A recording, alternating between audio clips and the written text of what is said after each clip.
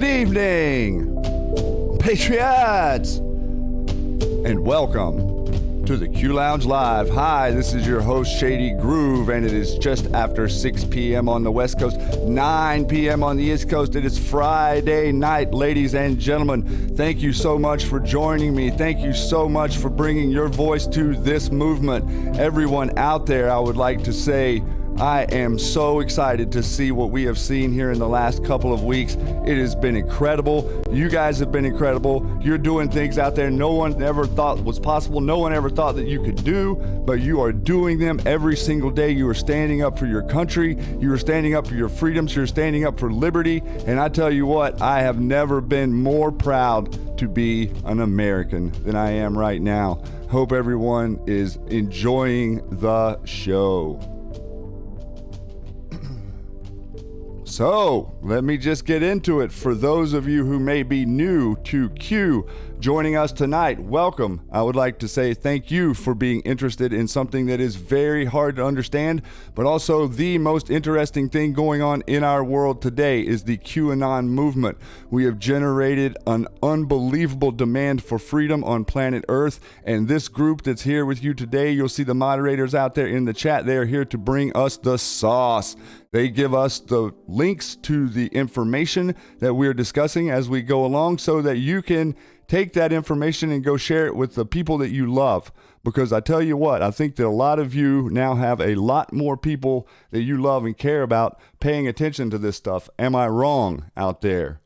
we have a big thank you to give to Out of Shadows for opening a lot of eyes, to Kevin, to Brad, to Liz, and to Mike Smith, who so willingly gave his story to us so that we could see through his eyes and through his awakening. And so I would like to impart on you right now that this show, the Q Lounge Live, goes back to June of 2018. And as I have been doing these shows, I have had in mind the whole time that future proves past. And what I mean by that is that we are going to be taking apart information that Anons have had for over 2 years, that we have been presenting to you, and a lot of people were not with us yet. And so if you are one of those people, please, my channel is Truth for Freedom out there. I'll show you here in a second what the channel looks like whenever we get opened up and onto some of the other stuff. But even if someone goes back to any show from the past, you're going to not only find stuff that we were going over since Matrix and I started doing the Matrix Groove show. I kind of pulled away from reading all the Q posts in the Q Lounge as I was doing initially, and more digging into the blueprints and the architecture of the deep state, and the blueprints and the architecture of your Constitution and your rights and things that matter, and what it is that we should be paying attention to. And right now I think you're seeing all across the country a big push for tyrants to run free. And so I would like to tell you that a lot of the information that I've talked about in the past has to do with exactly that. It has to do with learning your Constitution, and it has to do with who is the controllers and who are pulling the strings of who are the puppets and who are the puppet masters, guys. And so I would just like to throw that plug out there to anybody that is new. And if you've not been catching us on the Matrix Groove Show every weekday at 1300 hours, In the Matrix and I do a show every day, and we love all of you. And for right now, it looks like the chat is running and the stream is solid, and I'm not having any direct issues. And so that is definitely quite pleasing, considering the trouble that we have here and there trying to do streams from here.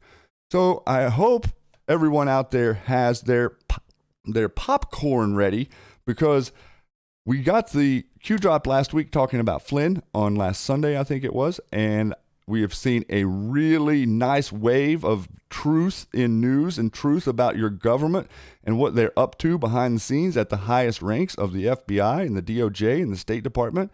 And you're seeing the whole Mockingbird side with a blackout. And that's, let me tell you, that's exactly what we want. We want them to black this news out. We want them to pretend it doesn't exist. And we want them to continue to destroy themselves. And that is what is the most beautiful thing, I think, about this plan, is that we're setting these people up to destroy themselves on every front, whether it's Fauci or whatever you want to look at.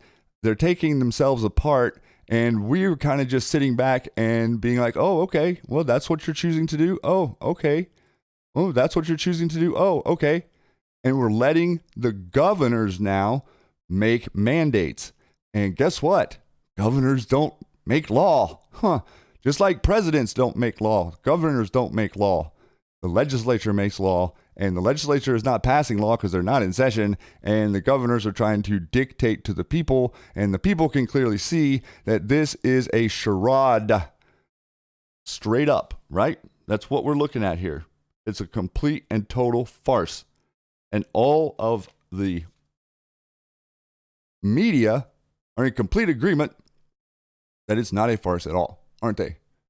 They all agree. And the one thing that I like to say is, if they all agree on anything, then you're pretty much pointing me in the direction of what it is you're trying to do to me. Seems to be a very, very easy way to see through the illusion that is your controller's thought forms over you, right? They think they control you. They think you are sheep. And there's one real interesting thing that stands in between you and them, and it is called your Constitution. That is right. Your Constitution stands between you as a man, woman, flesh and blood of God, and them, the state. And they seem to be trying to turn everything on its head and make it appear that the Constitution is there to protect the state. That is not so. That is exactly the inverse. Think mirror of what the truth is. And so a lot of what I'm trying to do here is to give you some tools and some tips, and also a lot of sauce for red pilling. We want you red pilling anyone that asks questions, and that is very, very key. You can't tell someone something they don't want to know. So to go around that, you should say things that make other people curious about what it is that you know that they don't know. And when you present yourself in that format, you almost always inspire a question. Boom. Then the question arises of exactly what it was you were attempting to allude to initially, right? You got to work that in your red pilling. And I've been using that for years, and it works dramatically well because everyone likes to think that they're in on something that they don't, or that they want to be in on something that other people know about that no one knows about. And there's no better example of that than Q. We went over a big show on Wednesday, I think it was, where we discussed what is a QAnon. And I think that if you didn't catch that, maybe go back and check it out, because I think we did a pretty thorough job in explaining who we, the people of QAnon, are. Q is Q, Q plus is POTUS, and QAnons are all of us, people that follow this, whether you're anonymous or not. It doesn't really matter that you're anonymous. What matters is that you're coming to a unified, centralized message, which is based in transparency, freedom, and liberty, not safety and control and string pulling or backroom deals, if you want to put it that way. So I thought that I would kick off the show tonight, and I thought Matrix might join me here for a minute, but I don't think he made it back home in time, so he might appear out there in the chat, you guys. But much love to all of you who are supporting us. Just before I get into this, I really can't say enough about all the people that have supported Matrix and I doing this little venture for the last, it's been over a year now, almost a year and a half, that we've been working on this project. And it's just like anything else in the capital market. We didn't know that it would be successful, and we didn't know that if anyone would even want to listen to what we had to say. And so you guys showing up every day and supporting our sponsors, supporting Out of Shadows, and supporting all the other people in this movement is a blessing, and we really appreciate you. And thank you very, very much. It is not unnoticed. So appreciate that greatly. So tonight, we're going, let's see if we can get over here. Excuse me. And we are going to discuss the National Liberty Alliance. And the mods out there will drop you the links to this website here. But it's a great starter point if you're someone who's interested in your Constitution, what your Constitution actually means, what the deep state has done to your Constitution, and all of the information that will lead you to understanding more about what it is and how your systems of government function. And so the reason I thought this was important to bring up tonight, because as we're seeing, you have tyrants run amok all over the place. You got mayors and you got governors running around telling everybody to stay in your house. You stay in your house and wear your mask. You guys are wearing a mask? I refuse to wear a mask. And I'll say it on YouTube. I'm not going to wear a mask because they're not going to make me afraid of you. The whole idea is to try to make us afraid of each other so we'll stay in our houses so we're easier to control. That's not going to happen. Not over the flu, anyway. I'm pretty certain of it. So within this website, there is a lot of great information. You can support them, but you can also dig into a lot of the stuff that they have here. And a lot of the information that I put out on Twitter and stuff, I kind of pull from this and make screenshots and threads. And I encourage you guys, as you learn stuff, if you're on social media, whether you're on Facebook or Twitter, it's really easy to take screenshots and to make comments and put them up on your social media so you can help educate other people about what it is that we think is important. Because our opinion as QAnon, mostly in my opinion, is that we are standing up for our document. We're standing up for our Constitution, and we were side-handedly sort of taught by the systems in the schools to not pay attention to our Constitution. It was sort of just a, it's just this thing, it's over there, and it's sort of doing this, but we don't want to really describe to you what's in it, because if we start describing to you what's in it, you're going to learn stuff like you shouldn't have any money that's not got gold or silver, or you're not responsible to answer to any dictator in any court. You can only operate in common law, all of these different things that will now fall under the title of conspiracy. Most lawyers will tell you that some of the information that I'm even about to talk about tonight is conspiracy. It's not conspiracy. This is the way our system is supposed to work. And I would implore to you that a lawyer, that word lawyer in legalese, is a title of nobility. And your Constitution's original 13th Amendment said that no lawyer shall hold any office, including judges, including representatives, including any office, should not be held by someone who has sworn an oath to a foreign entity, aka the bar. That's the mess we're in. So if you look at your landscape out there right now, you understand that law day. I named the show Law Day because the president made today, May 1st, Law Day. That's very, very important. Number one, because we need to get back to the rule of law. But number two, May 1st is an extraordinarily worshipped satanic holiday next only to Halloween. We are directly attacking them, and we are in the nest, and they are panicking. You can see, feel, hear, taste the panic out there. As you eat your popcorn, it almost is like it's seeping into you because you can see it because you've been prepared for it. You have been prepared for it. Even if you just learned Q a week ago and you're understanding it and you're trying to figure out, or if you've been chasing this deep state with us for the last 2.5 years, you're prepared for it simply because you're here with us right now. And I thank you for being here. So this is a great site to dig into yourself. I could literally do hundreds and hundreds of shows from this site alone, going through the different things that I've learned and that have helped me, pointed me in different directions. So this is one thing that I would like to provide to everyone out there for you to see. But initially, we're going to play a little bit of this right here real quick. Over time, the people grew complacent and lost their way. Control of our servant government was seized by unconstitutional bureaucrats and tyrants. Constitutional studies were removed from our education, and we have all become ignorant of the true meaning of liberty.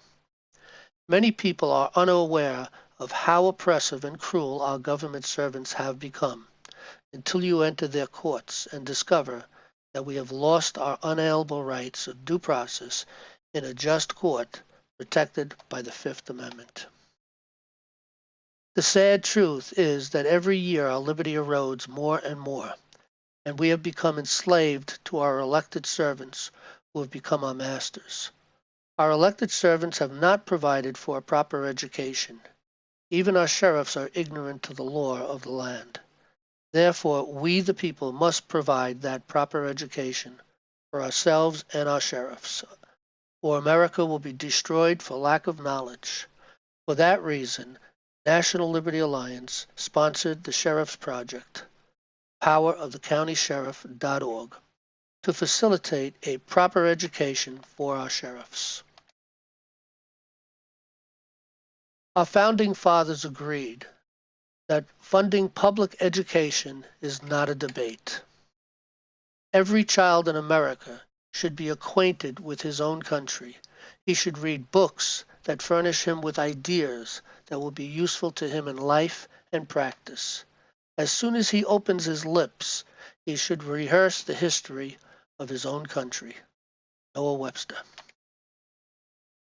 If a nation expects to be ignorant and free, it expects what never was and never will be. You hear that? Listen to that again. That's very important. Country. Noah Webster. If a nation expects to be ignorant and free, it expects what never was and never will be. If a nation expects to be ignorant and free. In other words, those two things do not exist. You can't have both. You can't have freedom and be ignorant. That is what your Constitution is founded on. That's why it was written in simple layman language, not legalese or the king's language. The language of maritime admiralty law in which the whole world has operated under since the beginning, up until a bunch of people took up a bunch of arms and stood up to the greatest tyranny ever to face mankind, which was the empire of the monarchies. So with that, we have seen some extraordinary things. And a lot of people do not realize that your sheriff, now get this clear, your sheriff in your county is the president of your county, not the mayor of the largest city and not the governor of the state. Each sheriff in each county is the president of your county, and he is the only person that we, the people, are supposed to go through for our redress of grievance to the state. Now think about that. Think about the sheriff that's in your particular county, and think about the idea of what does this sheriff do? And then understand that there is no warrant that can be issued by any entity or organization against you with not the signature of the sheriff. This is very, very important. And with this, we're going to read a couple of things here, but first we're going to read this one. The county sheriff is a constitutional officer, elected by the people and bound by the oath as guardian of the people's unalienable rights, secured by the Constitution. The Constitution for the United States of America and its capstone Bill of Rights is the law of the land, and all statutes and state constitutions repugnant to the Constitution for the United States of America are null and void. If the sheriff lacks a full understanding of the Constitution, which is common law, it would stand to reason that he is vulnerable to violation of his oath, and that he may not recognize and comprehend when judges and politicians violate common law, thus making himself technically guilty of treason. The duties, responsibilities, and authorities of the sheriff cannot be diminished by those in the legislature and courts, nor can it be diminished by any state constitution. When it comes to enforcing the law, which is to say enforcing the Constitution for the United States of America, the sheriff, being the chief law enforcement officer, answers to we the people, no one else, not even the governor. Like any other elected official, the sheriff cannot be removed from office by another elected official. He can only be removed by the people at the ballot box, or by recall, or by indictment of a grand jury. You understand the power of that statement? The United States Supreme Court said that the sheriff is the chief executive and administrative officer of a county chosen by popular election. His principal duties are in aid of the criminal and civil courts of record, common law courts, such as serving process, summoning juries, executing judgments, holding judicial sales, and the like. He is also the chief conservator of the peace within his territorial jurisdiction. The sheriff, being the chief law enforcement officer and the highest peace officer of the entire county in which he was elected, is under the obligation to secure the peace. He answers to the people alone, unlike the state police, who are code enforcement officers serving the state and answering to the governor, and unlike city, town, or village police, who are also code enforcement officers serving the corporate municipalities, answering to commissioners or mayors. All those officers have a conflict of interest because they have no constitutional authority or concerns. They serve the system of codes and statutes instead of upholding the Constitution and serving the people, whereas the sheriff reports directly to the people, not the corporate municipalities. The duties and responsibilities and authorities of the county sheriff as a constitutional officer are at a minimum the same as they were when the state constitutions were originally written. When a sheriff or marshal consults a bar judge, a bar attorney, or a bureaucrat to ask whether the judge, attorney, or bureaucrat is acting outside of his authority, the sheriff is doing something no different than consulting the fox as to whether the fox is raiding the henhouse. If the sheriff cannot ascertain whether a judge or any other government servant is abusing his power. That's just one clip of that, and that does come from the National Liberty Alliance. This was issued by the Department of Justice this week. Summary of United States Title Code 18, Section 242 makes it a crime for law enforcement officer acting under color of any law to willfully deprive a person a right or privilege protected by the Constitution and the laws of the United States. The Constitution specifically names right to peaceably assemble as a right given to all citizens and protected by the Constitution. Now, why was it so important for our right to peaceably assemble? What were we doing to assemble that made the state so mad that we decided to come to America? Practicing our faith, right? So now isn't it interesting that, they have different things that are open in all of these states, but they've closed the places of worship. Some people's places of worship aren't closed. Persons acting under color of law within the meaning of this statute include police officers, prison guards, and other law enforcement officials, as well as judges, care providers in public health facilities, and others who are acting as public officials. The offense is punishable by a range of imprisonment up to a life term or the death penalty, depending upon the circumstances of the crime and the resulting injury, if any. And it goes to declare Title 18, Section 242. Now that seems pretty strong, doesn't it? So we just learned that there's no person over your sheriff, and we're watching a country where tons and tons of people are listening to stay-at-home orders whenever they kind of don't want to stay at home. Isn't that interesting? So, where is your power? Your power is in electing a sheriff who represents common law. Most people who get elected are people who the little covert committee that meets who finds out who it is we're going to put up there as the sheriff so that we can compromise him or her is not really participated in by the majority of society anymore in America. And that's part of what I'm trying to wake everybody up to is you have to get involved in who it is your county is choosing for sheriff through their committee meetings and processes. And that is happening without very much. I think it's like all you have to have is 200 people in a county to put up a candidate. And I think I'm right about that. But 200 people form a committee and can put up a candidate that they can't refuse, especially if it's a candidate that is backing the Constitution. And I implore to you, most sheriffs are puppets today because the people who we fight knew all this. They knew all of this. This is the part of your country that they were coming after so hard. They don't like freedom. Remember, we're going to learn more here tonight, but they really don't like freedom. And so we need to work our little tails off to start making them understand why we think freedom is so important where we live and what we're doing. So that brings me around to understand a lot of stuff. Okay, now you understand where your sheriff is.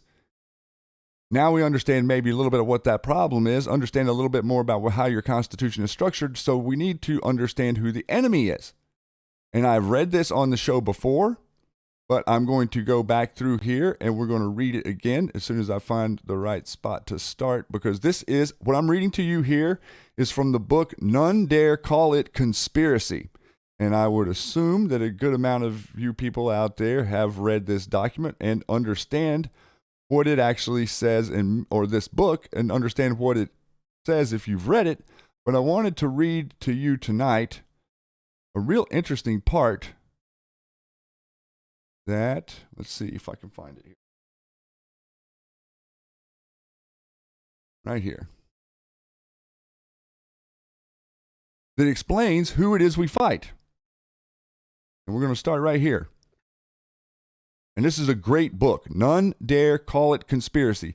And I have it queued up so the mods can drop the PDF that I'm reading from right here to you. It's not something you have to go buy. It's something you can read. And it's something that I read a long, long time ago, back in the early 90s, that really was a big part in me wanting to learn more about my country, my government, my Constitution, and who the real enemy was. And in this part of the book on page 11 here, it states, you can believe anything you want about communism except that it is a conspiracy run by men from the respectable world. People will often say to an active anti-communist, I can understand your concern with communism, but the idea that a communist conspiracy is making great inroads in the United States is absurd. The American people are anti-communist. They're not about to buy communism. It's understandable to be concerned about communism in Africa, Asia, or South America with their tremendous poverty, ignorance, and disease, but to be concerned about communism in the United States, where the vast majority of people have no sympathy with it whatsoever, is a misspent concern. On the face of it, that is a very logical and plausible argument. The American people are indeed anti-communist. Suppose you were to lay this book down right now, pick up a clipboard, and head for the nearest shopping center and conduct a survey on Americans' attitudes about communism. Sir, you say the first person you encounter. We would like to know if you are for or against communism. Most people would probably think you were putting them on. If we stick to a survey, we would find that 99% of the people are anti-communist. We probably would be hard to find anybody who would take an affirmative stand for communism. Today, that's not the case. This book was written a long time ago. So on the surface, it appears that the charges made against anti-communists concerned with this internal threat of communism are valid. The American people are not pro-communist. But before our imaginary interviewee walks away in disgust with what he believes is a hokey survey, you add, "Sir, before you leave, there are a couple of other questions I would like to ask. You won't find these questions so insulting or ludicrous. Your next question is, what is communism? Will you define it, please?" Immediately, a whole new situation has developed. Rather than the near unanimity previously found, we now have an incredible diversity of ideas. There are a multitude of opinions on what communism is, and some will say, "Oh yes, communism, well, that's a tyrannical brand of socialism." Others will maintain communism was originally intended by Karl Marx, was a good idea, but it never practiced, and the Russians have loused it up. A more erudite type might proclaim communism is simply a rebirth of Russian imperialism. If perchance one of the men you asked to define communism happened to be a political science professor from a local college, he would reply, "You can't ask what is communism. That is a totally simplistic question about an extremely complex situation. Communism today, quite unlike the view held by right-wing extremists in America, is not an international monolithic movement. Rather, it is a polycentric, fragmented, nationalistic movement deriving its character through the charismas of its various national leaders, while, of course, there is the wielding of Hegelian dialectics with Freuderian materialism held in common by the communist parties generally. It is a monumental oversimplification to ask what is communism. Instead, you should ask, what is the communism of Mao Zedong? What is the communism of Ho Chi Minh? Or Fidel Castro? Or Tito? If you think we're being facetious here, you haven't talked to a political science professor lately. For the above is the prevailing view of our campuses, not to mention our State Department. This book was written a long time ago. Whether you agree or disagree with any of these definitions, or as many will be in this case, you have one of your own, one thing is undeniable. No appreciable segment of the anti-communist American public can agree on just what it is that they are against. Isn't that frightening? Here we have something that almost everybody agrees is bad, but we cannot agree on just what it is we're against. How would this work in a football game? For example, can you imagine how effective the defense of a football team would be if the front four could not agree with the linebackers, who could not agree with the cornerbacks, who could not agree with the safety men, who could not agree with the assistant coaches, who could not agree with the head coach as to what kind of defense they should put up against the offense being presented? The obvious result would be chaos. You could take a sandlot team and successfully pit them against the Green Bay Packers, and if the Packers couldn't agree on what it is they're opposing, that's academic. The first principle in any encounter, whether it be football or war, hot or cold, is know your enemy. Very key. That's why I'm reading this. Know your enemy. The American people do not know their enemy. Consequently, it is not strange at all that for 3 decades we have been watching one country of the world after another fall behind the communist curtain. In keeping with the fact that almost everybody seems to have his own definition of communism, we're going to give you ours, and then we'll attempt to prove to you that it is the only valid one. Communism. An international conspiratorial drive for power on the part of men in high places willing to use any means to bring about their desired aim, global conquest. Period. That's what communism is. It is not any different than what you're seeing right now. It's not any different than James Comey is not any different than John Brennan, is not any different than what you're seeing in the Middle East, is not any different than what you're seeing in Korea, is not any different than what you're seeing in China, is not any different than what you see in Venezuela, it's not any different than what you see in Cuba. All of those things are the exact same thing. Attempt to globalize the world under one flag so that they can dominate every single aspect of it. And that has been the drive the whole time. Going all the way back to 1917, whenever they did what? They took out the czars of Russia. Red October. Russia helped America free itself from the crown. Them taking them out in the early 1900s was their punishment. Then their country was taken over by the overt control that they would systematically engineer wars and then implant the people that they refined into these caveats of control systems onto and into the nations in which they wanted to capture.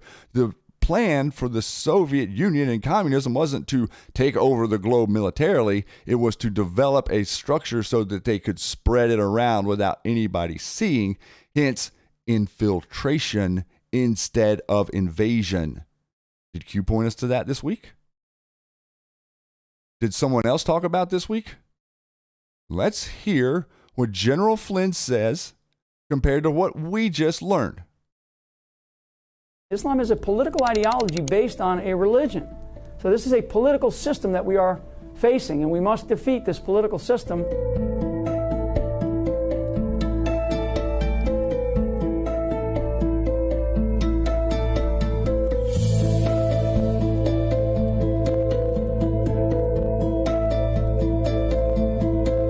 When you are facing an adversary, which I have faced these guys and also other adversaries of our country, you cannot sit there and go, geez, I don't know who, I wonder who these guys are, sort of twiddling your thumbs.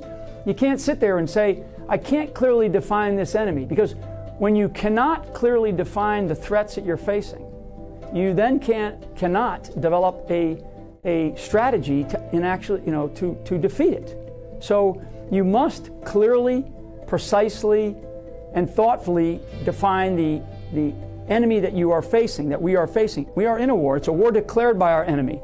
And our government does not allow those in government to be able to clearly define what it is that we're facing. Radical Islamists and radical Islamism. Isms that we faced over the last 75 years, Nazism, fascism, communism, that now it's radical Islamism. It is a cancerous, barbaric, vicious form of element inside of the Islamic system. Islam is a political ideology based on a religion.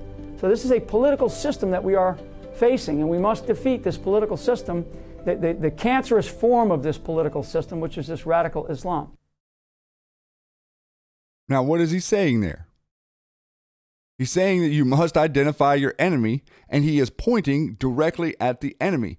What he is pointing to, radical Islam, is where they hide. That is their army. That is the drone army that they've created from who knows where and who knows how much mind control it has taken to manipulate these people in the Middle East or convert them, whatever they've done, away from a faith and into a political ideology. Ism. Everything with these entities, and I say entities very strongly, is ism. What we face is Luciferian in nature. Their only power is to divide. They cannot create. Ism, sexism, racism, ism. Radicalization of the mind is a hypnosis of you have this, so I've got to do this. You're pitting people against each other. We're seeing it in America right now. I'm seeing stories coming out of Minnesota and near Minneapolis where the one faith is saying that the other faith is the cause of the COVID and that it's time to arm ourselves against another faith in America. There are people on the ground in America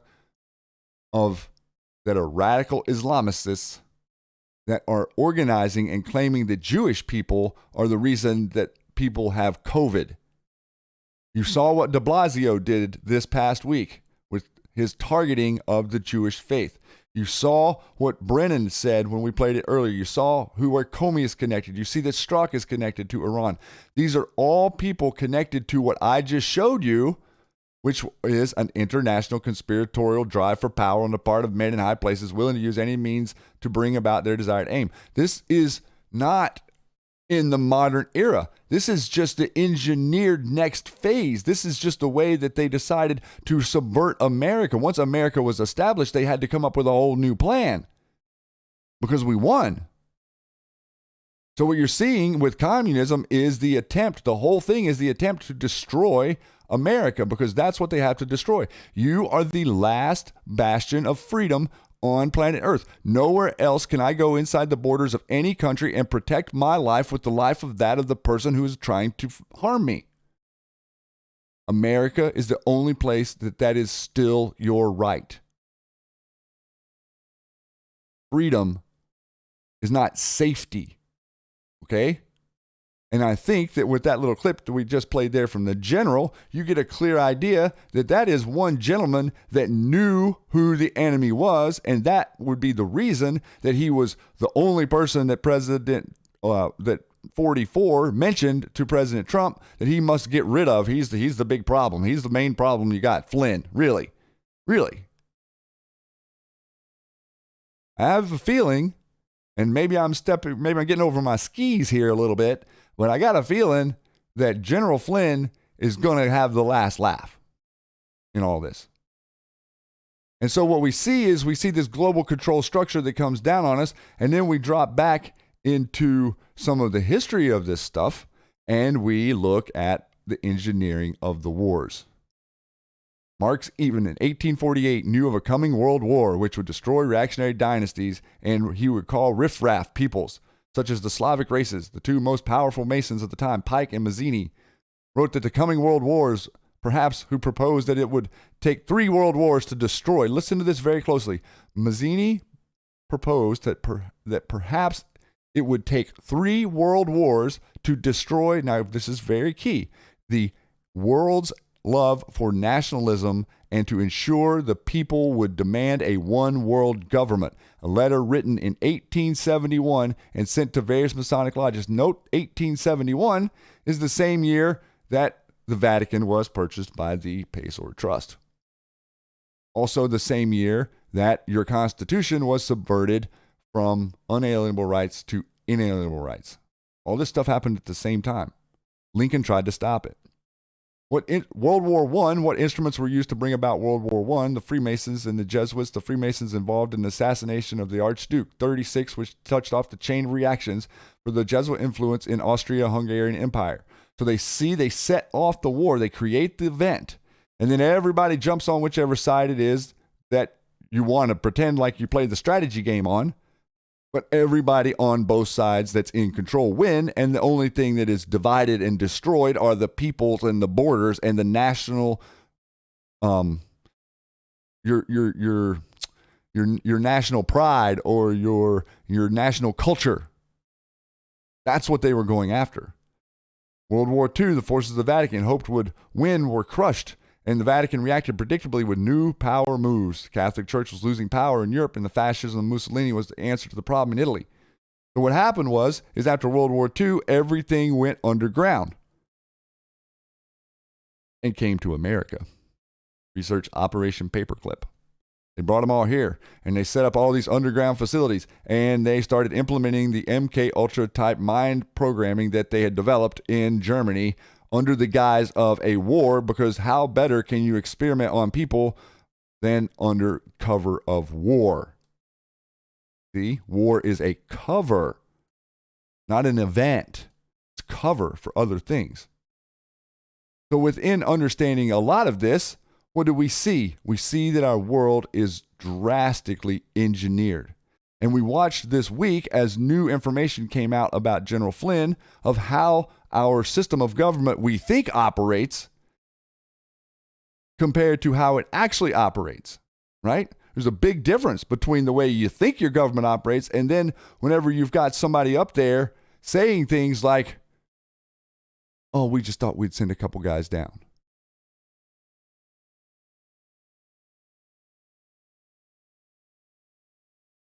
What was revealed that is so damning in the evidence against General Flynn this week was that they gave him a basic choice.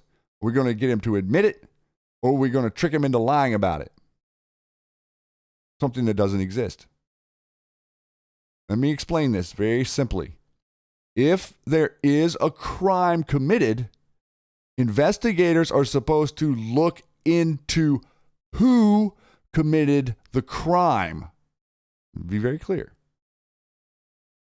Our FBI and intelligence officers and police departments are supposed to be investigating crimes only, not people.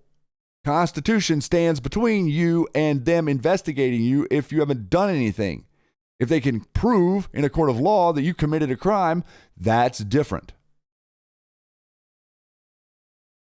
But I would like for you to watch this, and I know probably everyone here has seen this before, but I would like for you to watch it with some new eyes. I'd like for you to watch it with the eyes that have no regard for the rule of law or the Constitution whatsoever.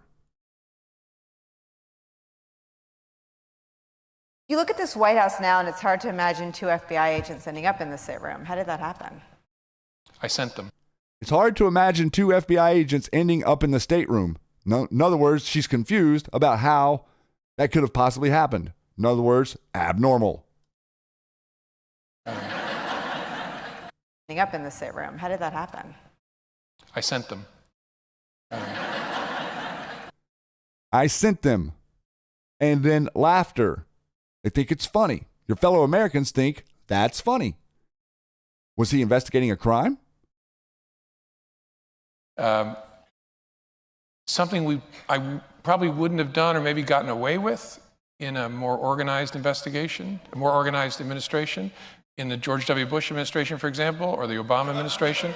In both of those administrations, there was process. And so if the FBI wanted to send agents into the White House itself to interview a senior official, you would work through the White House counsel, and there'd be discussions and approvals and who would be there.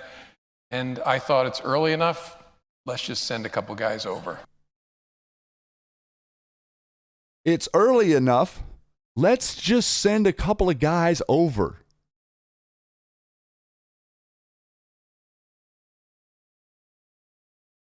Can I get some 5-5s out there for anybody that thinks that is that for everybody that thinks that our process is what we protect? The process of being accused of a crime is the reason we have a Constitution. Our process is our country.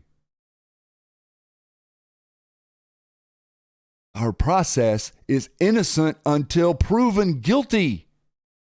That's our process. You don't have a crime, Mr. Comey. You're making stuff up out of thin air about a 3-star general, Mr. Comey, a 3-star general that seems to be on your tail.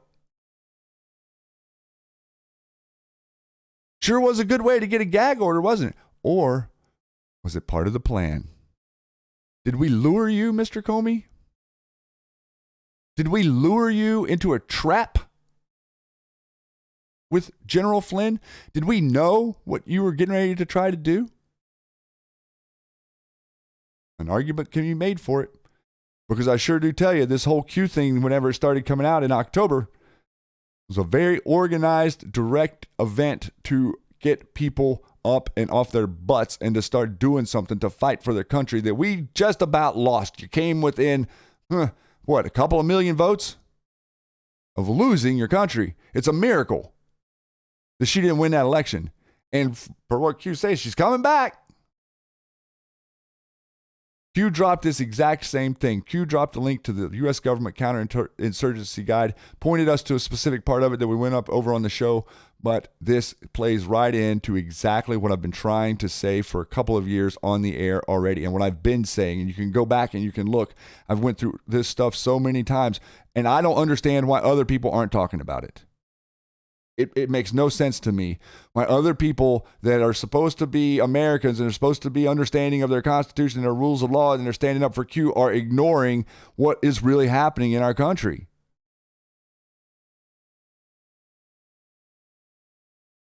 Counterinsurgency. How do you preface a counterinsurgency? You have to have people. You have to have people in place in positions of power that you can control.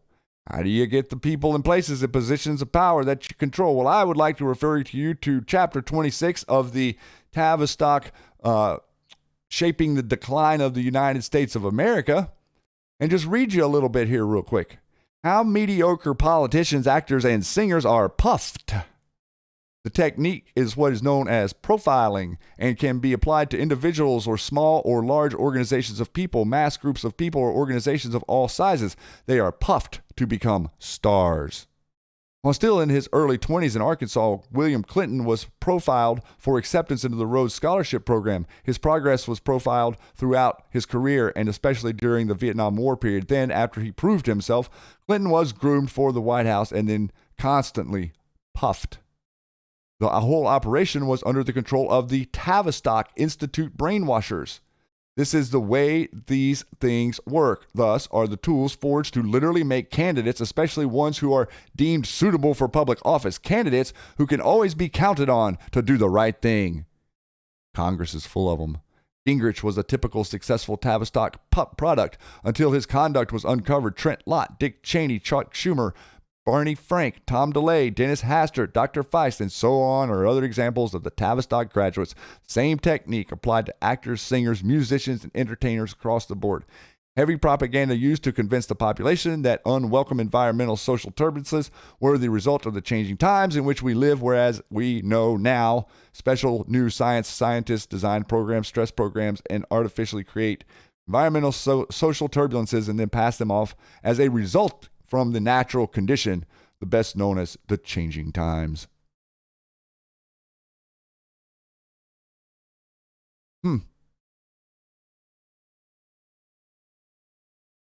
Tavistock's new scientists confident that we would not apply the principle for every effect. There must be a cause, and that, right, for instance, we meekly accepted that the Beatles and their novel music and lyrics, if one dare call it music and lyrics, having been told that the group wrote it all themselves.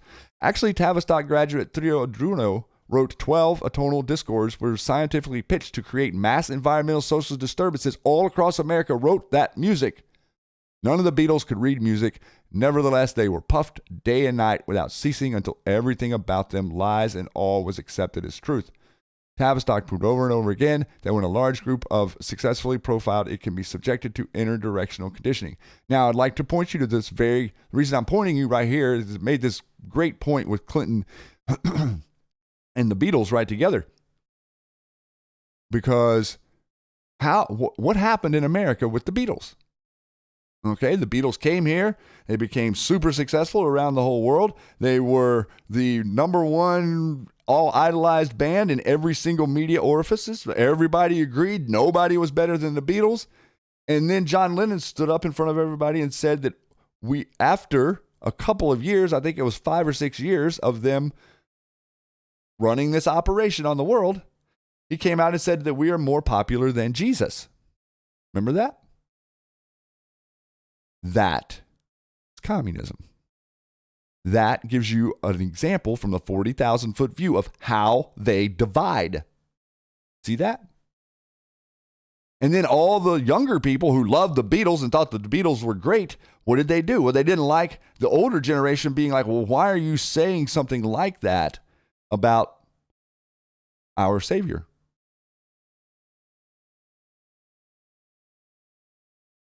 Division? Happenstance? It just happened. He just said that. No plan. Nothing happens that's not part of the plan. Nothing happens that is not part of the plan. Until January 20th of 2017. And on that day, everything changed. Everything changed. The person they couldn't buy won the election. All the stuff that you're seeing happening right now is part of your plan. The plan to free you, the plan to give you back your power so that you, as individuals, together in a group of your state, can start deciding what it is that you think is and isn't acceptable that your government's doing to you. Do you think it's acceptable that the government requires you to get a license to get married? Do you think it's acceptable that the government requires you to get a license to do anything? Thought you were an American. Why do I need a license to do anything? To drive a car. Why do I need a license to drive a car? Do I need a license to drive a car? Are there multiple Supreme Court decisions that say I don't? Yes, there are. So as we're talking about this, and we're talking about the history, and we're talking about what it is that is a counterinsurgency, and we're talking about Q, I would like to point you to this. Q number 845 on March 5th, 2018. At Snowden, welcome to China, border crossing -3. Spartans in darkness. What does that mean? Well, we've been talking about subversion, and we've been talking about counterinsurgency, and we've been talking about identifying the enemy, and we've been talking about identifying what is communism. What is Spartans in darkness?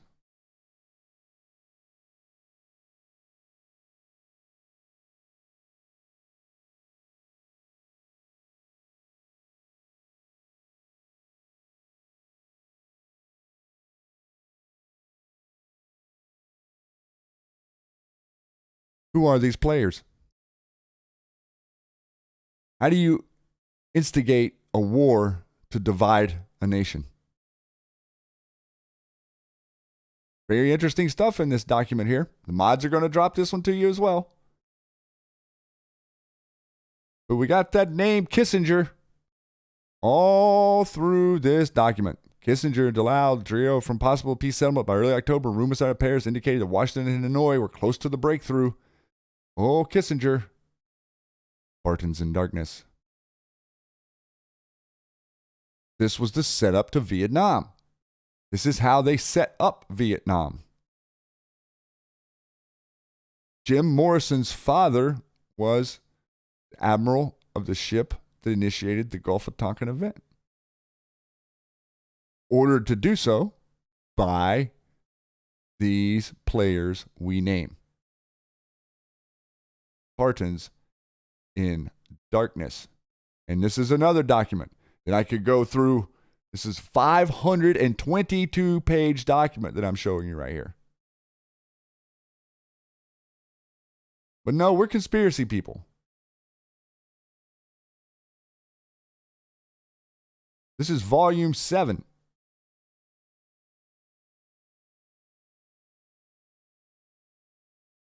You're starting to see?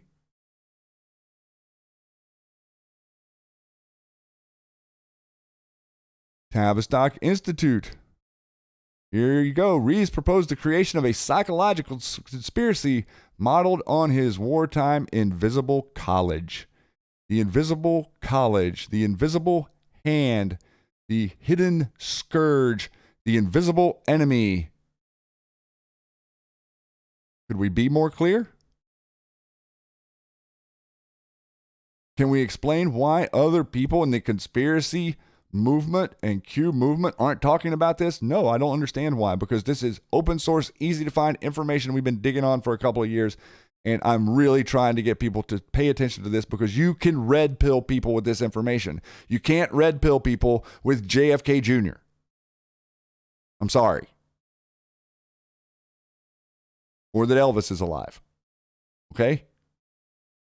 Maybe they are. I don't know.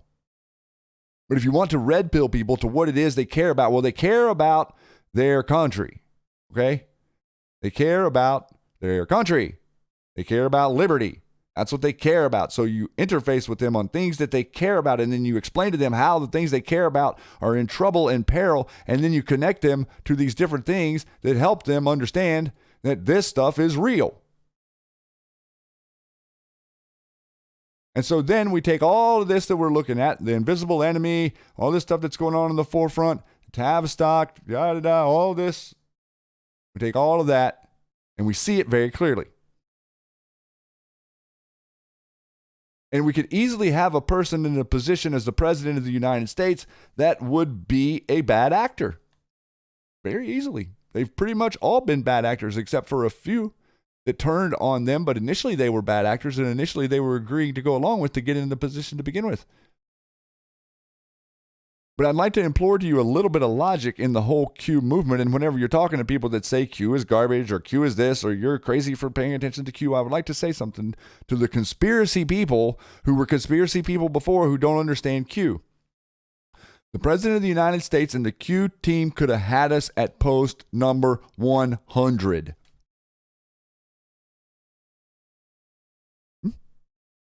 Believe me? Go back and read the first 100 posts. If you go back and read those first 100 posts, Q could have not released another thing than those first 100 posts, and we would have believed that that was a legitimate operation if it ended on post 100. They didn't have to give us any more.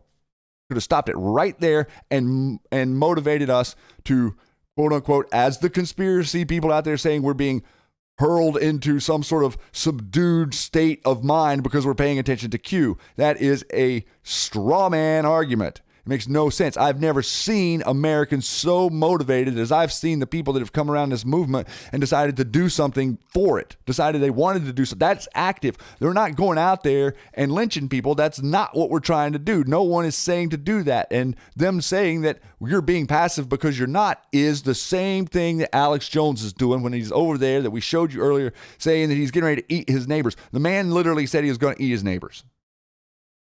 He said it. I'm not making it up. The man said, I'm going to string my neighbors up and eat them. My daughters aren't going to go hungry. And in my mind, I'm like, if my daughters were hungry, I would feed them some grass from the yard before I'd string up my neighbor. What is the invisible enemy? And why are they all panicking at the same time? Because they see stuff like this. So now we look at this little bit right here, and we think, what did the president know about General Flynn's situation? Now just watch him here. Don't necessarily try to pick apart what he's saying, but just watch his effect. Don't listen to what he's saying. Listen to what he means by the words he's saying. There's a different message there. Even bigger and better. Said that Michael Flynn would come back even bigger and better. So are you going to pardon him? And if so, are you considering to bring him back into your administration? Well, it looks to me like Michael Flynn would be exonerated based on everything I see. I'm not the judge, but I have a different type of power. But I don't know that anybody would have to use that power. I think he's exonerated everything. I've never seen anything like it. What they did, what they wrote, you see this, General, you wouldn't want this happening to you, what they did to General Flynn. And it's just disgraceful. So, I guess we'll get to that maybe someday or maybe not. Hopefully we won't have to get there. Would you consider bringing him back into your administration? Well, I think he's a fine man. I think it's terrible what they did to him. It's something that nobody's asked me, but you're asking me for the first time. I would certainly consider it. Yeah, I would. I think he's a fine man. I think he's got a great family. He loves his son. I will tell you, his son was around a lot, and he loves his son, and as people generally do. And they did everything possible to destroy him. And he's still breathing very strongly, but they really hurt him very badly. Very, very unfair. Kristen? Quick follow. In what capacity? I do have a coronavirus-related question, but in what capacity would you bring him back? Well, we'd look. I mean, I'm not even. This is really the first time I've been asked a question. but I think he'll be fully exonerated one way or the other. And so certainly he'd be capable of coming back. He suffered greatly. Certainly he would be capable of coming back. Wonder why the deep state started to really panic this week? Wonder why James Alefantes started sending messages on Discord or on Instagram to Liz of pizza slices? Wonder why Schiff sent a letter to YouTube and Twitter and to Google telling them to take people down that aren't talking about what it is we say the proper medications are? Why is a representative who's not in session trying to give medical advice to YouTube? Does that seem weird? Am I the only one who thinks that seems weird? Is that his job? His job is not that, whatever it is. I mean, I guess his job is to attack our president and to lie, but his job as a representative has nothing to do with the medical establishment. But still, we have all these people without really anything to do with the medical establishment. And what are they doing? They're giving me advice. I don't need their advice. Like I said, they're not going to make me scared of you. They can't make me scared of you. And they shouldn't make you scared of us. Everybody is vulnerable to a flu. And there were pandemics, plenty of pandemics in history when the Constitution was created. And it doesn't say in there, you have the right to peaceably assemble unless there's a flu or a virus or a robot or a train or anything else they want to come up with. I don't care what you say there is. I still have the right to peaceably assemble. I still have the right to protect myself. And I still have the right to go and have my business open if I choose to. I'm listening to you for a short period of time out of the greater good for the rest of the country until I figure out that it's all sham. And then I start to get mad. And now we see our General Flynn starting to get some justice. He did, let me report, tweet twice now since September of 2017. The general tweeted yesterday, maybe day before yesterday, after being put through what he was put through by the Department of Defense, by the DOJ, by the Department of Secretary, by all the people at the FBI, by the media, all the ranting media around the world, trying to say all this stuff about him. He cheated on his wife and he's conspiring with the Russians and all that stuff. After everything that was done to that man, achieving a 3-star, being a 3-star general, one of the first tweets he puts back up on Twitter is a video of a beautiful American flag flying in the wind. You think about that for a second?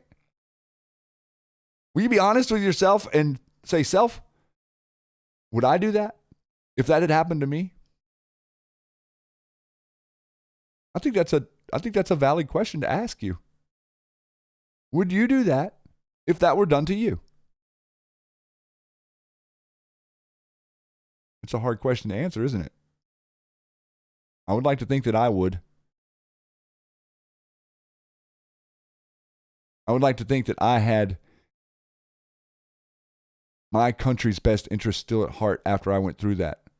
But I think it's a signal to us that what the president's saying here and what Michael Flynn didn't do are going to merge back to a Trump administration version too. And who knows what that might look like. But I think that by the comments the president made right there, he will definitely be bringing General Flynn back in some capacity. Okay. Now, where are we going to go? Okay, we're not going to get to that tonight. So let's ixnay this. Let's go down this rabbit hole for a minute. Okay. Your medical establishment is FUBAR. And I'll say that again.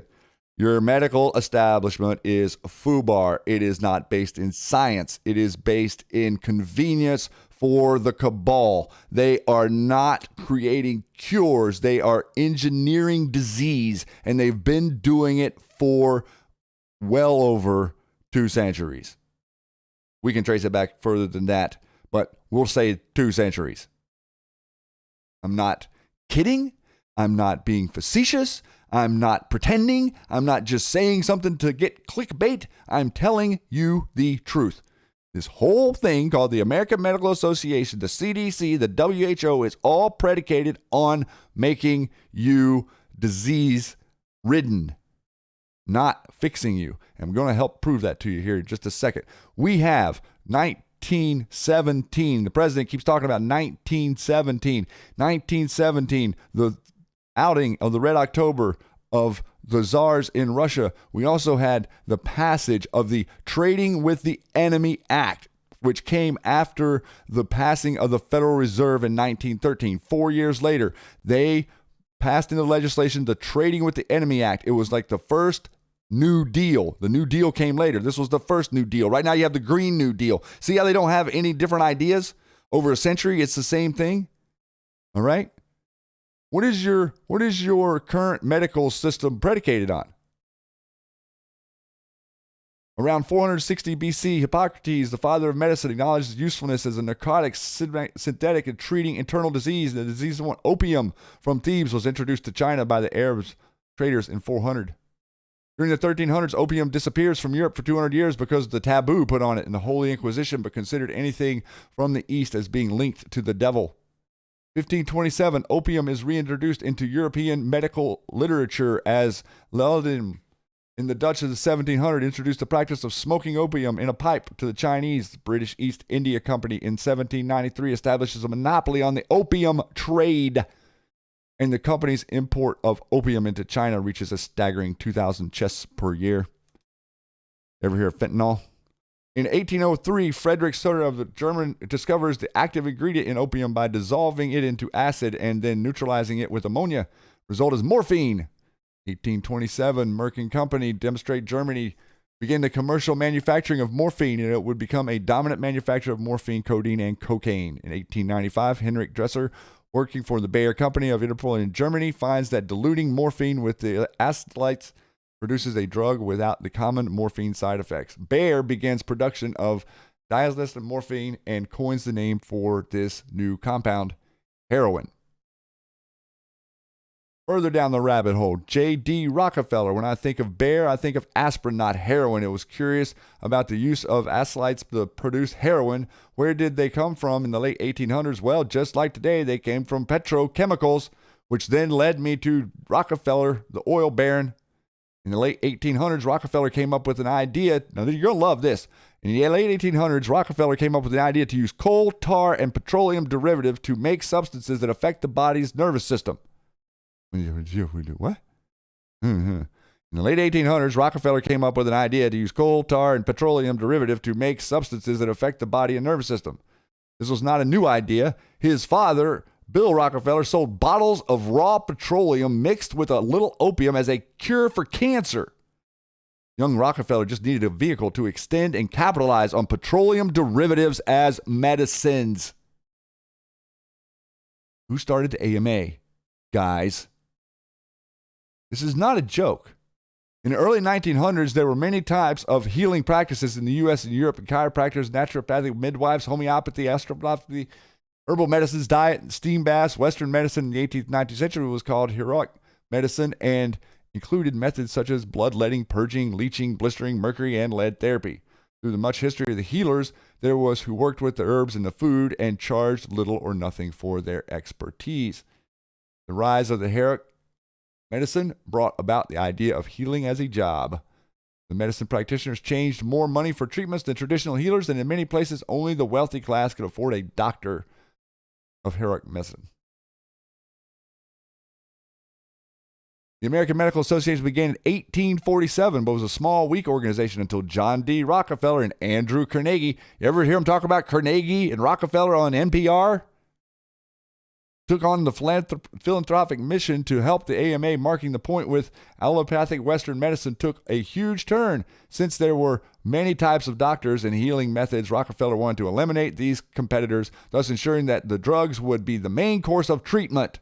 Capitalists like Rockefeller and Carnegie and others embraced such scientific medicine as an ideological weapon in their struggle to formulate a new culture appropriate to the support of the industrial capitalism. Do you trust the AMA? Look at what I'm showing you here. I'm showing you that all, quote, medicine was engineered to be patented through derivatives and synthetics so that they could control the patents and then they could use them to feed you and manipulate you and to poison you, to make you less strong, to start injecting things into you and to make you okay with it. Look at how asleep we are. You walk around into a pharmacy and let them stick needles into you. You do not understand where this stuff comes from. It comes from China. 80% of the vaccines, 98% of all antibiotics come from China. Do you trust China? But your medical establishment does, the WHO does, the CDC does, Bill Gates does, Fauci does. They tout the line. How many of you? How many parents have you lost? How many aunts, uncles have you watched wither and die into nothing from what? From being injected with stuff and being poisoned because these corporations control the universities that do the studies that tell you that eating, drinking, swimming in bleach ain't safe or is safe.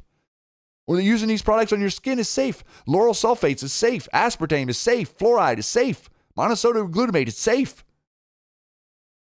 All those things are safe. Every single institution that has told you any of these things is working out of this framework.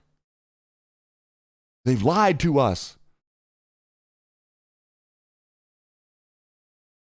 The Trading with the Enemy Act of 1917 and synthetic drugs relieving scarcity, controlling prices, and establishing pre-market licensing controls.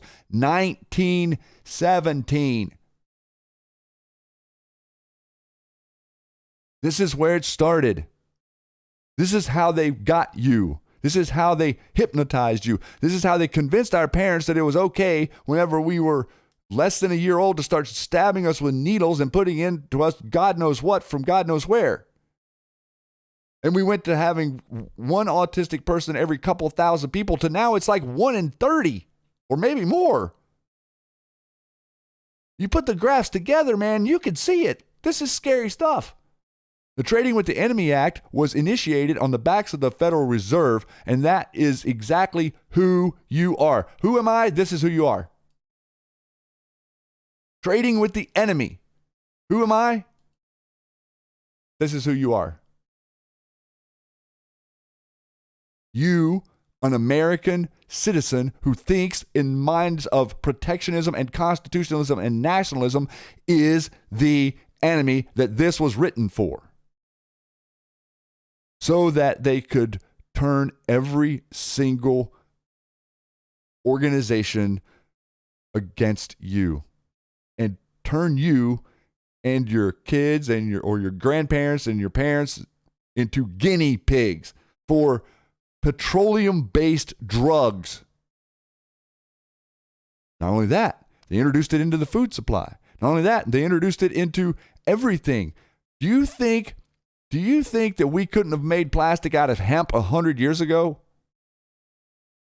Do you know what would happen if all the plastic that we have made in the last 100 years on planet Earth had all been made out of hemp? Guess what? We wouldn't see any plastic laying around except for what's been thrown down in the last couple of years because it biodegrades.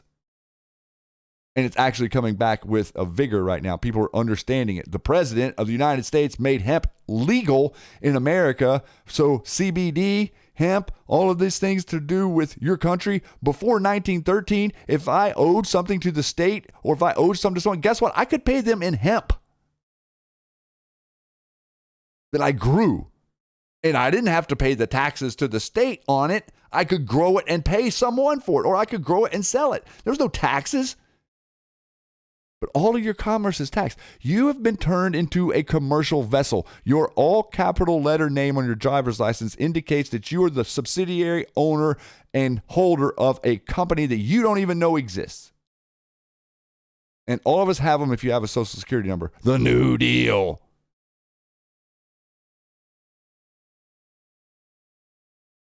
We are guinea pigs and we are sheep. And Q and your president are trying their darndest to wake you up and to say, go back, future proves past, go back to the past and look at what happened to us so that we can correct it Your country did not exist before there was a Treasury Department. The Treasury Department was created by your forefathers who fought the revolution so that they could give Americans financial wherewithal as they battled the British to help empower them and arm them. Like I said, this is not a joke. If you want your country back, then you're going to have to speak up. You're going to have to talk to other people, and you're going to have to suck up the pride. And if they call you crazy, they call you crazy. Trust me, I've isolated, whatever. Like I've tried my darndest to wake as many people up as I could on this world. I don't regret any of it, but I've isolated people because I care about people more than probably I should express.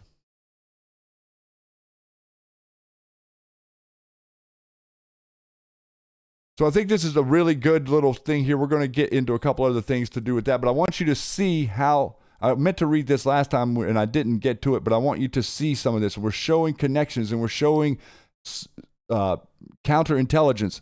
Jeffrey Epstein was an intelligence officer. He wasn't a billionaire. He was an intelligence officer. Here's what we discovered so far. Epstein flew a helicopter sharing a covert U.S. military plane tail number used by Dynacorp. Dynacorp has a history of child trafficking in many countries. Dynacorp is owned by Steve Feinberg, U.S. Intelligence Board, as comprised of many elite politicians. Epstein bought his Zorro Ranch from New Mexico Governor Bruce King. Zorro Ranch is registered under Epstein's shell company that is located in the mall in the Virgin Islands. During Epstein's 2008 arrests, someone at Zorro Ranch won the Powerball lottery and claimed it under a shell company. The same mall where Epstein's shell company is located is also houses the Congresswoman Stacey Plaskett's main office. Stacey Plaskett received donations from Epstein and just recently donated them back to charities due to his arrest. Plaskett is sit on the board of the Lutheran orphanage that receives donations from Epstein and has been visited by the Clintons. Are you at all thinking about like why orphanages were so popularized and why Annie was such a interesting story? Did you really think Annie was a great, interesting story? Or was it a different kind of story? Orphanages, huh? Epstein owns his own internet service provider and has multiple FCC-registered microwave antenna arrays scattered around his island. Epstein's pilot has his daughters in the U.S. military and rumored to be in intelligence. FBI Director Comey's daughter will be in the prosecution team if Epstein has an upcoming trial. Well, that didn't turn out to happen. Mossad agent has flown to Epstein Island. Little St. James was built by Aman Hotel's owner, Vlasky Dorian, who dated Naomi Campbell, who flew on Epstein's jet. This is just simply scratching the surface. Epstein is the same as Bill Gates. No different. The same as Richard Branson. No different.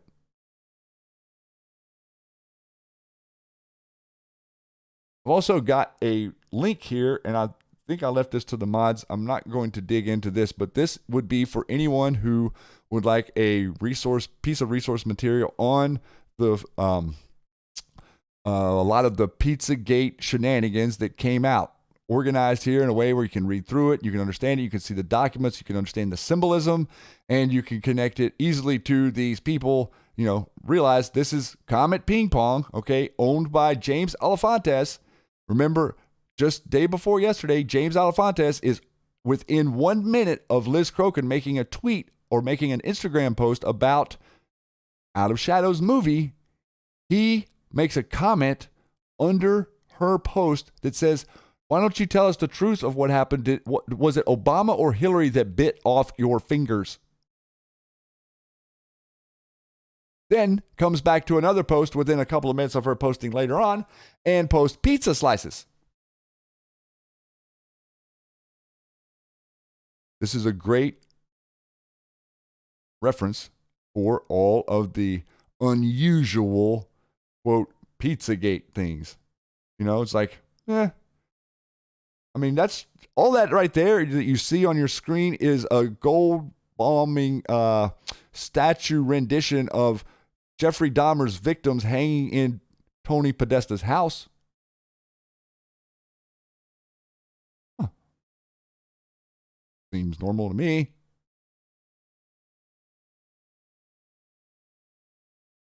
A lot of stuff here they don't want you to see. And they are coming after the Out of Shadows people hard. We have a direct attack on them yesterday by Jason Goodman. I can't remember the name of the show, but using Zach Voorhees from Google and another person to attack an Out of Shadows movie and try to smear them. And then Jason got Liz on a telephone call that they were talking, and Liz told him that she didn't feel like doing his show, that she didn't want to do his show, but she didn't understand why he was putting stuff out that he didn't know that he should know that wasn't true, and why didn't he contact her? Well, he proceeded to record the whole conversation. I think it's like about 15 minutes, and then he posted it on YouTube yesterday. She didn't say anything salacious or anything else. She was telling him how she felt. She even told him in the call that she didn't want to be on his show because she didn't trust him. But he published it anyway. Huh. Boy, that sure doesn't seem like a trustworthy thing to do for a journalist. This guy does not have a doctor's license of any sort. None, zero, zilch, nada, none, nope. Not you, my friend, that person randomly out here in chat that's posting that doesn't have a license to practice medicine. You're just as qualified as him. If not more so, obviously, but. Is everyone understanding where I'm going with this? You see what I'm showing you here? What did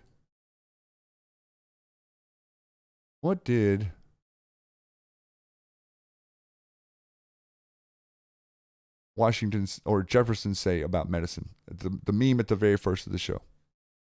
You get to the point where the government's telling you what to put in your body, you're not free. Are they telling you what you can and can't put in your body? Are they overtly telling you what you can and cannot put in your body? Yes, they are.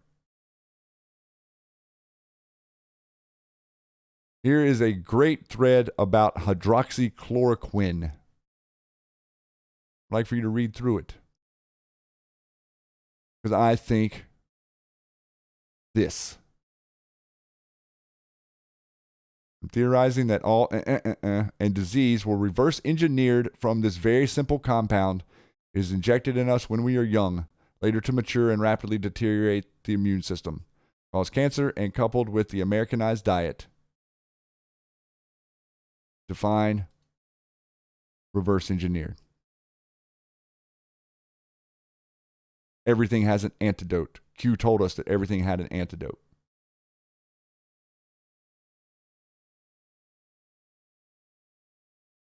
The same way that you cannot trust your FBI or you shouldn't trust your government, the same way you can't trust the AMA. Same way you can't trust the media. The only people that we can trust, guys, are each other. It's the truth. I know that sounds crazy, but it's the truth. We're all we got. And the truth has to be leveled against society on the backs of patriots. It's our message to bring the message, or it's our job to bring the message.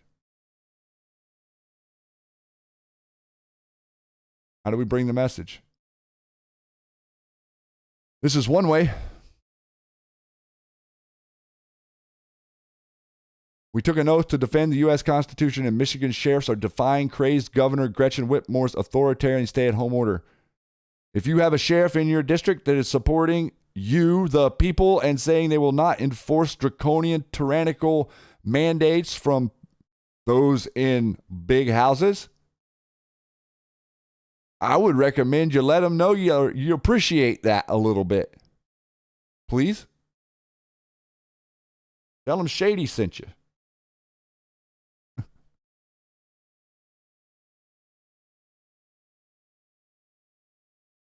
You got to vet who you elect. This time of choosing the lesser of two evils in our quote-unquote two-party system needs to stop. There should be no party system. There should be no party system whatsoever. We are all constitutionalists. If you are in America, there should be no opposition to the Constitution. If you're an American and you are opposite to the Constitution, you know what you're not? An American. Period. Shout out to Joe Biden. Period. If you do not support the United States Constitution the way it is written, then you have declared yourself an enemy combatant against your state. I'm not saying, I'm talking about supporting any people. I'm talking about the Constitution. Why do I say that? Because if you do not support the Constitution, then what you've just done is you've just taken the document that's in between you and the state that protects you from the state, and you've said, I no longer want it to protect me. I'm fine. You're in a large minority with that, my friend. The choice to choose what it is that you think might help you is ding, ding, ding, yours. And the choice is yours to know. You like articles like this? Look at that headline. What are they trying to do to us? What are they trying to do to us? Think logically. You're told to believe all women. Look at this. Let's watch this real quick. You're told to believe all women before. I respect your investigation on Justice Kavanaugh when a very similar allegation came out on him. Well, let me just say, I respect your question, and I don't need a lecture or a speech. Here to show our respect, all women have a case. Have it respected. Process. Investigate. Find the truth. Hear it. Here's the thing. I have complete respect for the whole Me Too movement. I have 4 daughters and 1 son. And there's a lot of excitement around the idea that women will be heard and be listened to.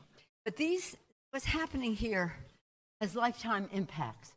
Crimes themselves, the allegations that have been made are about offenses, lifetime impact.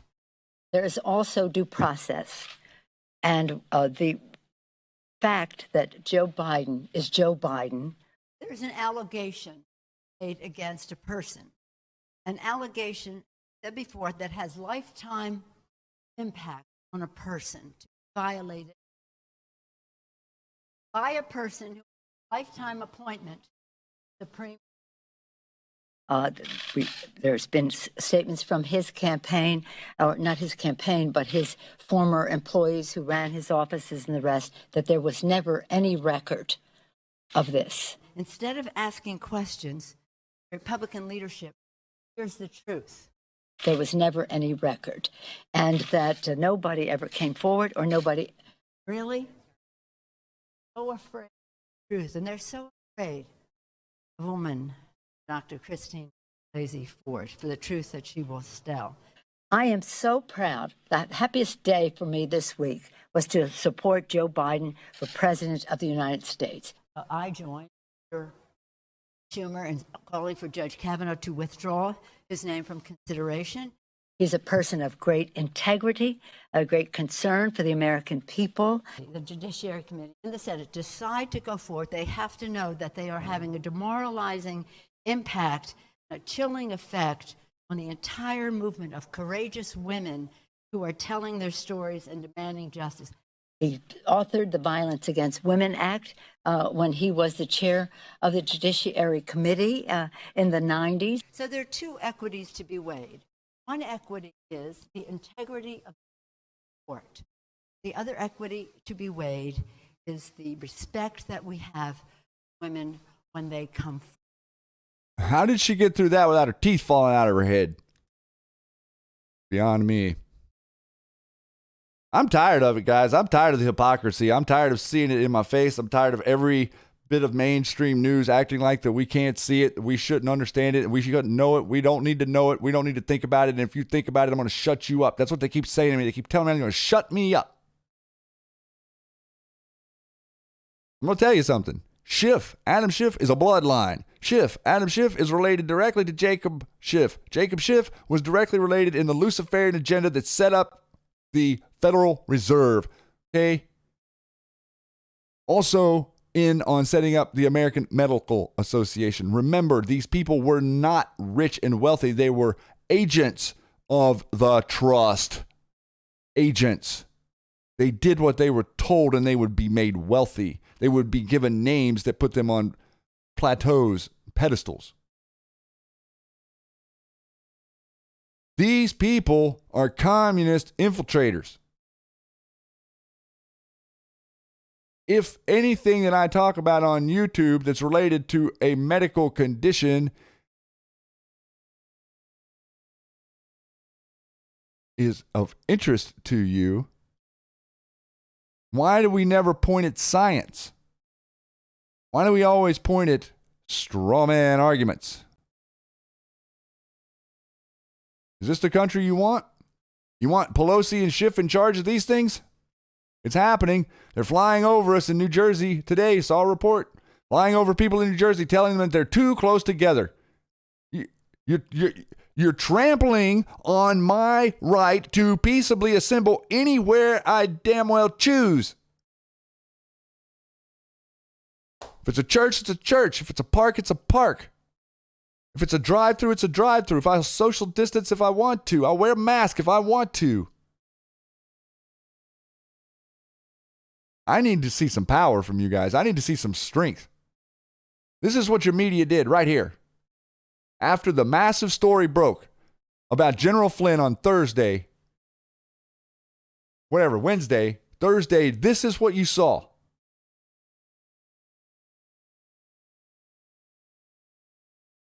This is not just on their national base. This is CBS, ABC, NBC. On none of the local networks in the morning news did they even mention one thing about General Flynn being attacked and railroaded. We read every single bit. If you didn't see it yesterday, we read every single bit of what General Flynn said in his affidavit.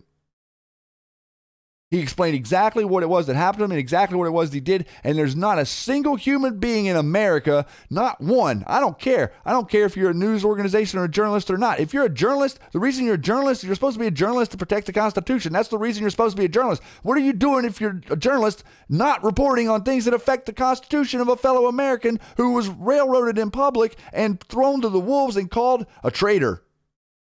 You all called him a traitor on your platforms, in public, over and over and over and over again, based on absolutely nothing. Everything you said was based on what Adam Schiff put out to the public. And you ignored everything Devin Nunes said, which to this point is the only standing truth that came out of the whole debacle.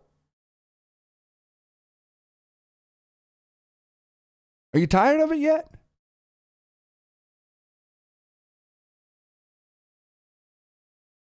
Are you tired of it yet? You like it in the pen? You like going into the doctors and them just telling you what it is that they think you should do?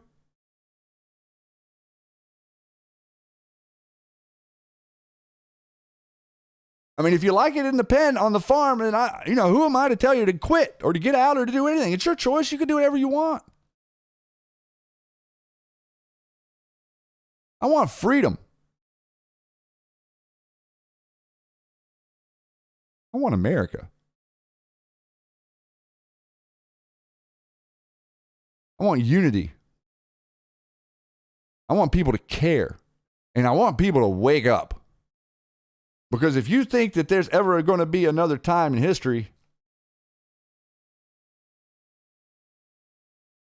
where you have an opportunity where you've got this much upper ground and you've actually gained territory and you are inside enemy territory, right? And do you recognize where you're at on the battlefield? You're inside enemy territory.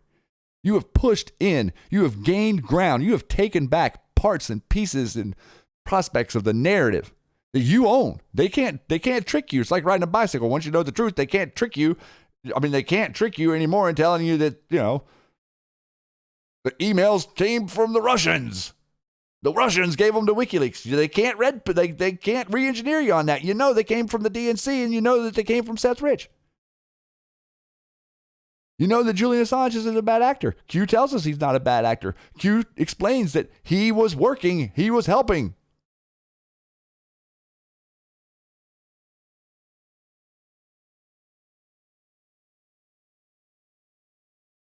This is my channel, and these are my past shows. Each of them has a theme and revolves around the narrative that you've watched me discuss intensely tonight. It revolves around red pilling you, and it revolves around giving you information to help your friends and family. Now that they have seen Out of Shadows, they're going to want something more. And it was my pleasure to have known Mike a long time ago. And even these videos, every day I go look at these videos, they take more and more views away from these videos every time I go look at them. Videos that had 5, 7, 10,000, 20,000 views are back down to 1,000, a couple hundred. They're systematically removing views on my content. But if someone is new to Q and they have seen Out of Shadows and they're looking for more, send them to this channel and tell them to start watching some of the stuff that happened in the history of your life and our life over the last couple of years.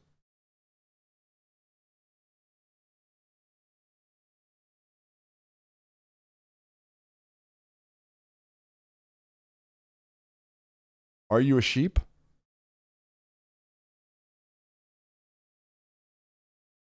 Are you a sheep?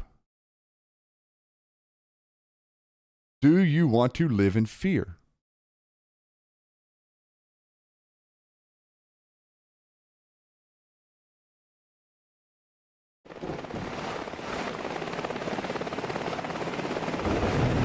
This was irregular warfare at its finest. We have an army of digital soldiers.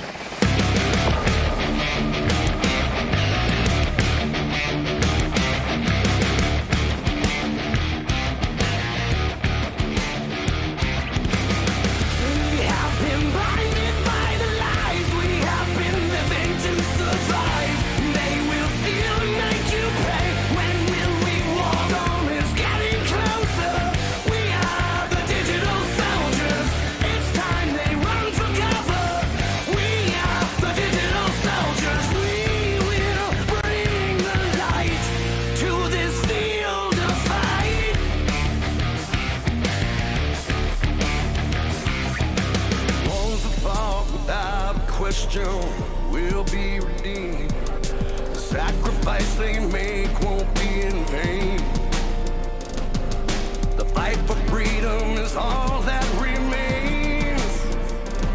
We're gonna tell the people's story and make it right again.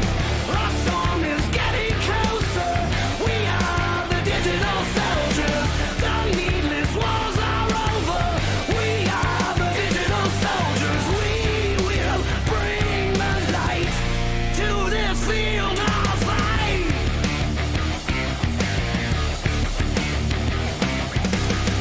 We have been blinded by the lies. We've been living to survive. They will steal and make you pay. When will we walk away? They want you dead before your time. They want you watching while you die. Just live to fight another day. It's time to walk away. The storm is getting closer. We are the digital soldiers. Needless wars are over. We are the digital soldiers. The storm is getting closer. We are the digital soldiers. We are the digital soldiers. We are the digital soldiers. We will bring the fight.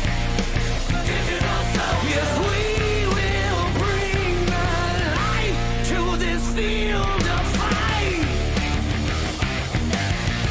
We are the digital soldiers.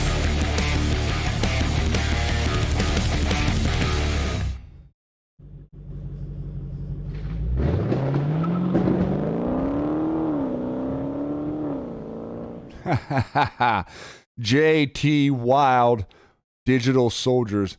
This man, ladies and gentlemen, is an American treasure.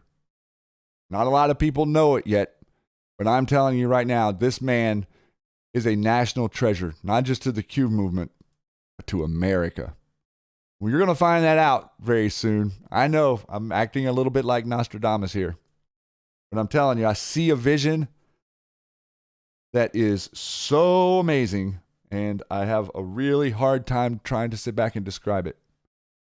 But that man right there is part of it. And thanks, JT. And please, if you can support JT, drop the links for him, mods. Please get over there, get his music, get his album, support him, donate, buy him a cup of coffee, support our musicians. They're the driving force behind a lot of this, the people that bring the pain in different forms of art.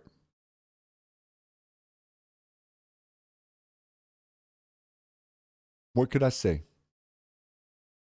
What could I say? Do we have an army? Did we build an army?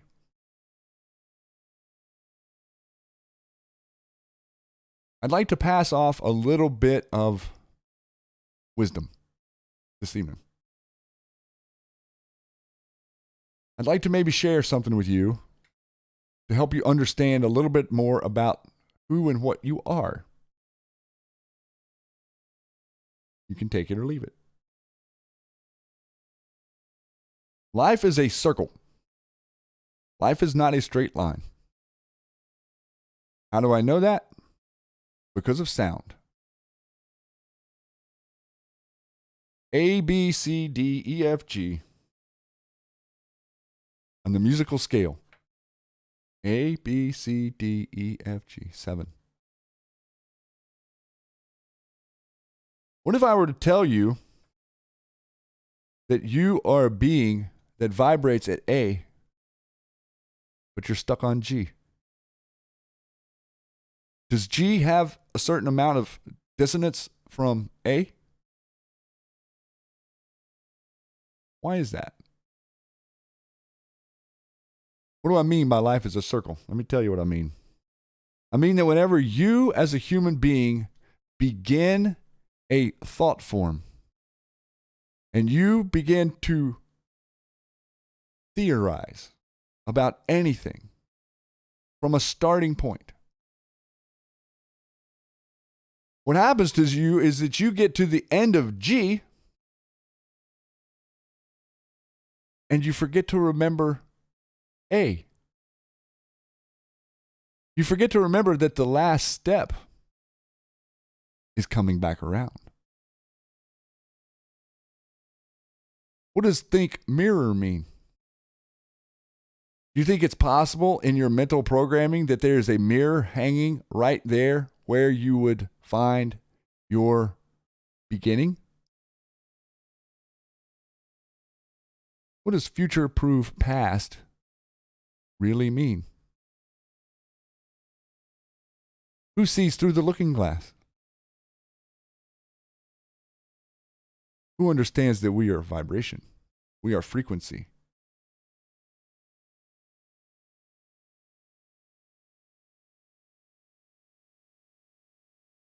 The reason that I constantly bring up this information and go back around a lot of it, most of it that I presented, except for one piece that I haven't really talked about in specifics before tonight, but there is a general overarching theme that you will find to the way that I present information that is centered around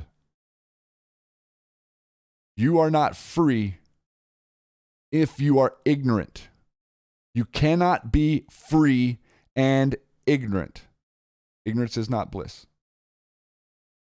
And you have been controlled into a pen that does not allow you to escape because it cannot recognize that what it is that you're trying to find is you. That's what the desperate search is for. And it's within finding yourself, once you do that, then you begin your journey towards the center.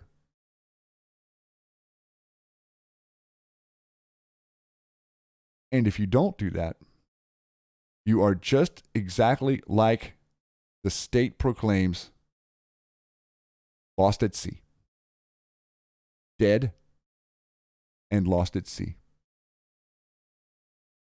The Q movement is here to bring you back from that pirate ship where you were abducted and stranded, trafficked, enslaved, and to put you back on the land as a man, woman, child, flesh and blood of God, as your rights duly placed back in front of you, between you and the state. The Constitution does not protect the state. The Constitution protects you from the state. The Constitution is an outline that dictates the process by which the state is allowed to intervene in your liberty. Do you see that? This is why I fight. And to all the people out there who have shunned me, shamed me, attacked me, thrown stuff at me, called Matrix and I, whatever you want to call us, to all of you, if you did those actions in direct contrast to what my actions have actionably proven, you've been a traitor to this movement. And you've been a traitor to your country. Because I've done nothing but pour my guts out and fight for this country. And I'd fight for her till I'm gone. I'll keep fighting for her. I was fighting for her whenever nobody else would stand up. I was screaming about what happened on 9/11 when nobody would stand up. I've been screaming about what they're putting in kids when they're young. Nobody would stand up. I've been trying to tell people to quit going to the pharmacy and have stuff put in your arm. Nobody would stand up. Don't eat that stuff out of the grocery store. Find your own sources of food. Do something different. Realize that bread is poison. Nobody else would listen. I will fight on. I was blessed a couple of years ago. Really was. Because I met a guy named intheMatrixxx. You guys know him as Jeff Peterson. And since that meeting, I have found a true comrade, an actual friend, a person that understands, a person that knows, a person that gets it. And a person that agrees with me on so many levels because we fight for freedom, we fight for liberty, we fight for transparency, and we fight for the truth.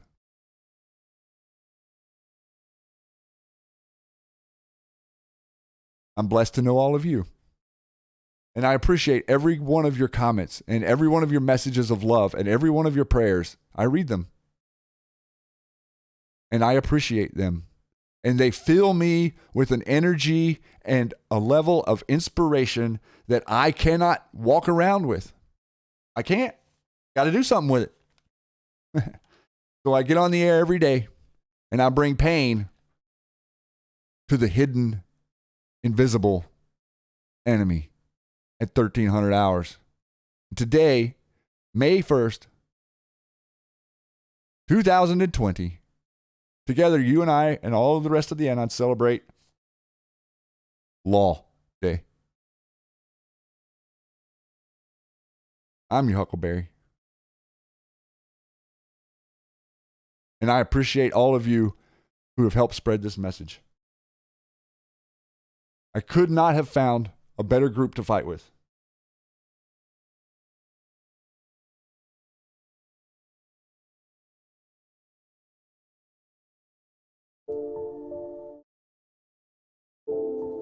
You're not going to know how effective you have been until this is over, ladies and gentlemen. And the opening act is just now starting, and the stage is your country, and you're getting ready to see a level of beauty and awareness and waking up in your brothers and sisters across this great land of which you have never seen before. And that to you I promise. It is happening. The Great Awakening. Where we go one, we go all. Cannot be usurped, cannot be penetrated, cannot be defeated. Yes, they can attack you. Bring it. I will raise no hand unless one is raised against me. And we have had a massive, invisible hand raised against our great nation. Your great forefathers who died and sweat and bled and sacrificed will not be in vain. This country will not fall. Communism will not take hold inside of the borders of the United States of America. We are united. We stand against a common enemy, and that invisible enemy becomes clear every day. What you are seeing happening is not them deteriorating. What you are seeing happen is you can see them now. They cannot hold the spell over you any longer. They look like gross, ugly witches all of a sudden, don't they? How many stories have we been programmed about the witches that made herself feel beautiful in public? Are you awake, Anons? Do you want to live in freedom? I implore you, dig deeper into Q, follow your president, trust who you decide to trust, and by all means, where we go one, we go all. Please feel free to comment in the YouTube chat below. If someone asks a question and you can answer them, don't hesitate to help them out. We are here to spread the notion that there is a clear line between the truth and the lie. The lie is that they are the global elite. The truth is that you are the global elite. You stand for freedom. You stand for justice. You stand for liberty. You do not take it anymore, Anons, and I'm telling you what, there ain't nothing better than winning. I'd like to give a special shout out to all the great moderators that came out here and so enthusiastically share with you, talk to you, and share links with you and bring you the pain. They bring you the sauce, the place where you could go red pill your friends. You are an amazing group. I would not be here without all of you and all of your well wishes, loves, prayers, and encouragement. And I would like to say to you, to all of you, America is strong. Much love, Anons. And with that, good night.